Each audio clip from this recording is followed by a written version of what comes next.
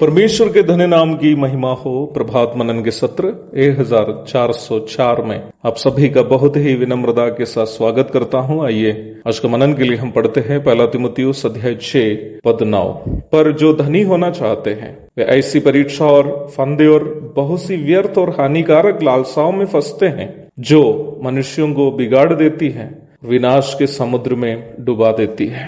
पिछले दिनों में हम मनन कर रहे थे कि धनी होने की मानुषिक कोशिश किस प्रकार हमें परीक्षा और फंदे में फंसाती है। आज हम ये देखेंगे कि धनी होने की मानुषिक कोशिश किस प्रकार हमें व्यर्थ एवं हानिकारक लालसाओं में फंसाती है।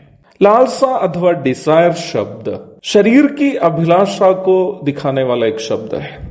मनुष्य शरीर की लालसाएं हमेशा सांसारिक सुखों को पाने तथा शरीर में आनंद पाने के लिए तरसते रहती है। प्रत्येक मनुष्य का शरीर, चाहे वह विश्वासी का हो या अविश्वासी का, पाप से प्रदूषित है। विश्वासी और अविश्वासी में आध्यात्मिक के रूप में कहूं तो महत्वपूर्ण अंतर बस इतना ही है कि विश्वासी के अंदर पवित्र आत्मा वास करता है और ये पवित्र आत्मा विश्वासी की आत्मा को यीशु मसीह के समान पवित्रता में जीने के लिए प्रेरणा देते रहता है। यूहन्ना 16 की 13, रोमी 8 की 23, पहला कुरिन्थी अध्याय 2 पद 12 और 13। अब ये विश्वासी का दायित्व है कि उनके अंदर वास करने वाला पवित्र आत्मा उनकी आत्मा से कहने वाली बातों को सुने और अपने शरीर में उन बातों को लागू करे। रोमी अध्याय 6 पद 11 से 14 तक। अविश्वासी में दुर्भाग्यपूर्ण बात यह है कि उनके अंदर पवित्र आत्मा नहीं होने के कारण उनकी आत्मा को परमेश्वर से किसी प्रकार का संदेश प्राप्त नहीं होता है और उन्हें केवल अपनी बुद्धि के सहारे ही निर्णयों को लेना पड़ता है। पाप का प्रभाव मनुष्य शरीर में इतना अधिक है कि अक्सर वह बुद्धि के सलाहों को नजरअंदाज करने के लिए शरीर को मजबूर कर देता है। रोमी अध्याय 7 पद 23। इसलिए ही अविश्वासी चाहकर भी ईश्वरीय रास्ता में चल नहीं पाता है। रोमी अध्याय 8 की 7 और 8, पहला कुरिन्थी अध्याय 2 पद 14। यहीं पर मैं एक भयावह बात आपसे कहना चाहता हूं। पवित्र आत्मा की अगुवाई में नहीं जीने वाला एक विश्वासी के सांसारिक जीवन और एक अविश्वासी के जीवन, मैं पुनः कहना चाहता हूं, पवित्र आत्मा की अगुवाई में नहीं जीने वाला एक विश्वासी के सांसारिक जीवन और एक अविश्वासी के जीवन, दोनों में इस संसार में खास कोई अंतर नहीं होगा। एक अविश्वासी करने वाला किसी भी पाप वो विश्वासी भी कर सकता है जो पवित्र आत्मा के द्वारा अपनी आत्मा से कहने वाली बातों के अनुसार जीवन नहीं बिताता है। इसका मतलब धन का लालच करने वाला एक विश्वासी उन सभी पापमय लालसाओं में फंस सकता है जो धन का लालच करने वाला एक अविश्वासी कर सकता है। भाग्यशाली थे उन सब इस्राएली जो कनान देश में प्रवेश कर पाए थे, क्योंकि वो भाग्य जो मूसा और हारून को भी नहीं मिला उनको मिला था। परंतु उधर भी आकान ने परमेश्वर के वचन का उल्लंघन करके जल्द धनी होने की इच्छा के कारण परमेश्वर के लिए अर्पण की हुई वस्तुओं में से चोरी की। यहोशू 7 अध्याय में हम पढ़ते हैं। परमेश्वर के लिए अर्पण की गई वस्तुओं को आकान ने चोरी किया है। धन का लोभ करने वाला अविश्वासी दूसरे के घर से चोरी करेगा, परंतु धन का लोभ करने वाला विश्वासी परमेश्वर की चीजों को भी चोरी कर सकता है, कलीसिया से भी चोरी कर सकता है, परमेश्वर के लिए अर्पित वस्तुओं से भी वो विश्वासी चोरी कर सकता है जो धन पाने की इच्छा से जी रहा है। धन का लोभ करने वाला प्रचारक लोग और पास्टर लोग भेंट की थैली से भी हटप सकता है।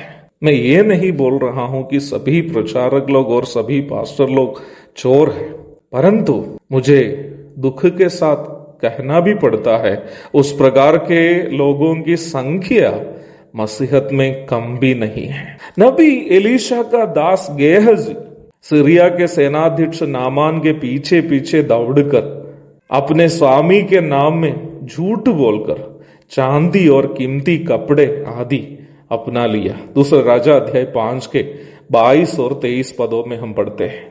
बोलने में मुझे भी शर्म लग रहा है, आज बहुत सारे प्रभु के दास लोग भी धनी लोगों के पीछे पीछे दौड़ रहे हैं। कोई अमेरिकन वालों के पीछे दौड़ रहे हैं, कोई यूरोपीय लोगों के पीछे दौड़ रहा है। कहीं देखा कि कोई पैसे वाले विश्वासी है तो फिर उनका नंबर लेकर उनके पीछे दौड़ना कई वर्तमान कालीन गेहजियों का काम है। बड़े शर्म के साथ मैं कहना चाहता हूं, नौकरी करने वाला अविश्वासी जब घूस लेते हैं तो वो अपने ही विषय में झूठ बोल करके घूस ले लेते हैं। वही पास्टर या प्रचारक जब धन का लोभ करते हैं तो वो गेहजी जिस प्रकार अपने स्वामी के नाम में झूठ बोला, वैसे ही ये लोग अपना स्वामी प्रभु के नाम में झूठ बोलकर, सेवकाई के नाम में झूठ बोलकर कमाने लगते हैं। मेरी बातें आपको सुनने में कठिनाई लग रही होगी, परंतु मेरे विचार से मसीहत वर्तमान समय में उन सभी कपटी और डोंगी प्रचारकों एवं पास्टरों से बदनाम है जो धन के लोभ में कुछ भी कर सकते हैं। ये लोग वचन की शिक्षा के साथ समझौता कर लेते हैं, सेवकाई के नाम में झूठ फैला कर पैसा कमाते हैं। यहाँ तक पत्नी और बच्चों के भी बीमारियों को कमाने के लिए इस प्रकार के लोग व्यवसाय बना देते हैं, जो मैं सोचता हूं कि ज्यादातर अविश्वासी नहीं करते हैं। इसलिए मैंने प्रारंभ में ही ये कहा कि यदि एक विश्वासी पवित्र आत्मा के अगुवाई में जी नहीं रहा हो तो वह अविश्वासी से भी घिनौने हो सकता है। यदि वह धनी होने की इच्छा रखते हुए जीने वाला हो तो उसकी प्राप्ति के लिए कोई भी पापमय कार्यों में सहभागी भी वो विश्वासी हो सकता है जो पवित्र आत्मा की अगुवाई में जी नहीं रहा है। परंतु इस प्रकार के लोग ये भूल जा रहे हैं कि इनका अंत वो होगा जो आकान और गेहजी का था। इसलिए मुझे सुनने वाले प्रिय भाई बहनों, हमारी लालसा धन पाने की ना हो बल्कि प्रभु से अधिक अधिक प्रेम करने की हो। प्रभु ही हमारा सबसे बड़ा धन बन जाए। इन कामनाओं के साथ, इन प्रार्थनाओं के साथ आज का मनन का मैं यहाँ पूर्ण विराम करता हूँ। प्रभु आप सबको उसके लिए सहायता करे। आमीन।